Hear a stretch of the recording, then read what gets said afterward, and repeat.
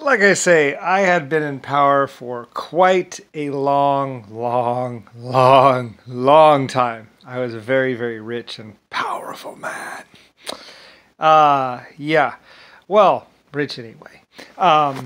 Anyway, I would, I don't get all, I'm so powerful, kind of attitude. But I was very wealthy and we were funding a lot of different things. Uh, I forget exactly where it began, but I believe it was the Chinese or Japanese that did most of the work on the armored suits. But it was an armored suit, and it began somewhere around 1700 or so, and went to about 1800 or 1812. They weren't really practical. I mean, a tank was a tank was more practical and better. But I mean, we had never done it. It was the first time that we were ever doing it, so we were like, go go go go go, so we were building these things, and we built like 8 of them, I think, or something like that. We built a couple different varieties. It was somewhere in Russia or somewhere in Germany or Russia or something like that. We built about 8 of them or so, and or 10 of them. I ordered them and went ahead. I mean, I was just paying people to build them basically, and we were building them. And anyway, we built about 8 of them or so. There might have been even 20. I don't really know. It's kind of sad that they didn't hang around longer, or that there aren't any left. I mean, they were pretty cool. I mean, they used gasoline engines, and basically just like a motorcycle engine, except it had 2 cylinders, and they're like they called them V-packs because basically it was a V-pack engine. It was just like a all aluminum engine. And then 2 cylinders, and basically you could put four of them together, and get a fair amount of power on them. Just and it was just for running the hydraulics. So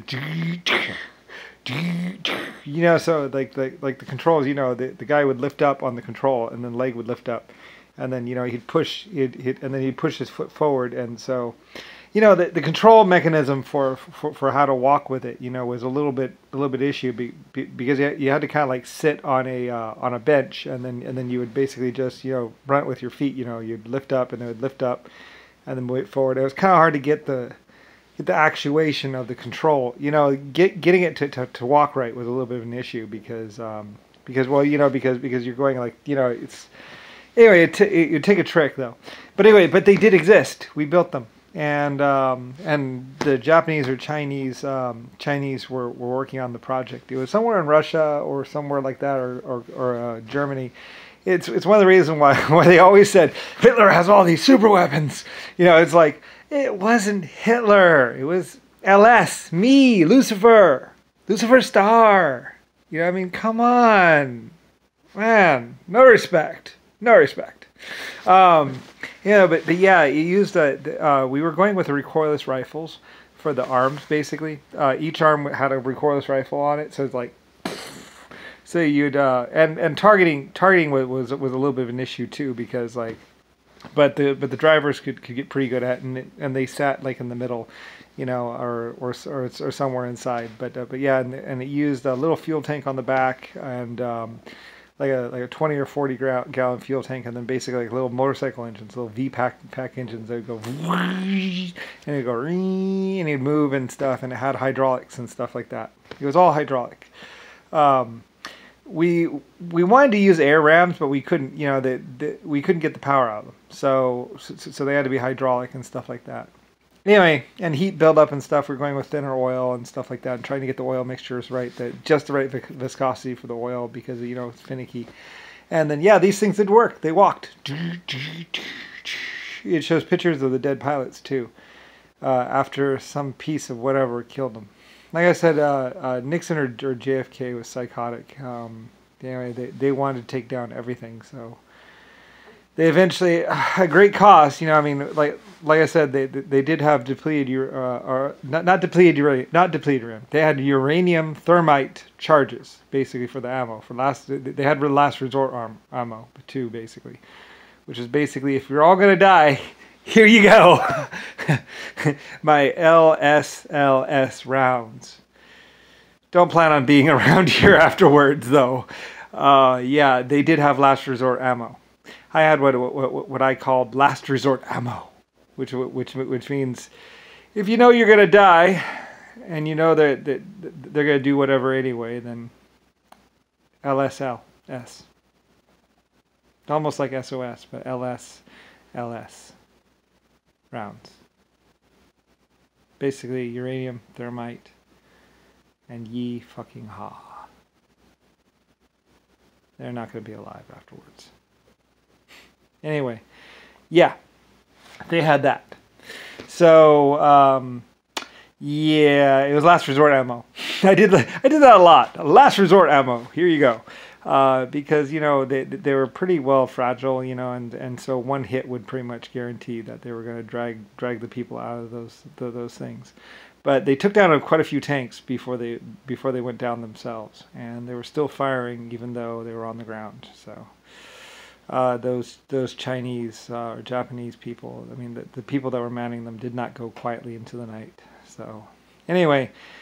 Yeah, pretty much like some piece of, you know what, basically was going around basically trying to get, I guess they wanted the suits or something like that. Somebody said they wanted the suits.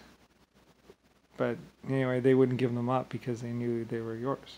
So anyway, they knew they were mine, so, or the people who had built them. So anyway, so John McCain and Richard Nixon didn't have any right to them, so they couldn't. And they were trying to take them by force, so. Lucifer Star had funded them. They were my suits. And so they're there in the town. Anyway, so yeah, they did exist and they were pretty awesome actually. Somebody said, yeah, they took out quite a few tanks. Nixon or JFK would say, oh yeah, those guys were easy to take out, but they weren't. No, they took out like 20 tanks before they went down or something like that. Soldiers were well trained and had been using them for over a year to walk around, so they knew how to use the suits. So anyway, yeah. But yeah, it was quite a fight. And of course, you know, Nixon or JFK or Jimmy Carter or somebody wouldn't want the world to know about my armored suits. But they did exist, of course, and they were awesome. And they were expensive too. But yeah, you know, hey. And at least the people who built them had last drink of sake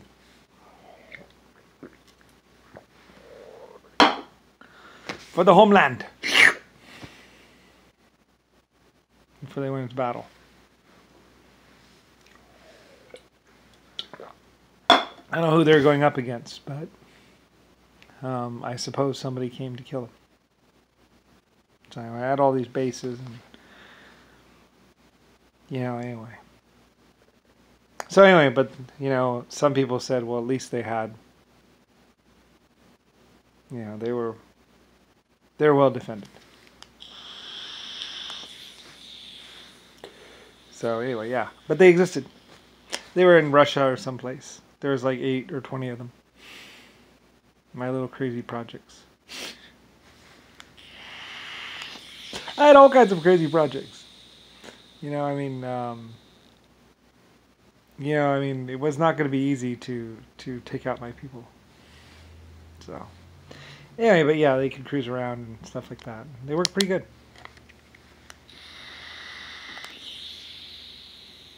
Some people say, why build these things?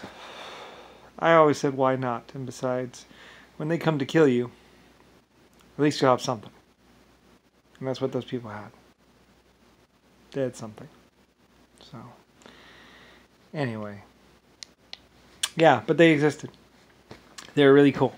They were real armored suits and real suits, and they had little gas engines that would supply power to them. And go, and they would move and walk. Yeah, and they worked really well, actually. Pretty well. Anyway, they were built sometime around 1700 to 1800 or 1900, somewhere around there. They're in Russia or someplace. They should be in a museum, actually. Like, they're pretty cool. Anyway, I mean, there should be at least one of them lying around still, but I guess not. Or at least the plans for them. But they did work, and they were hydraulic. And they used little V-Pack engines.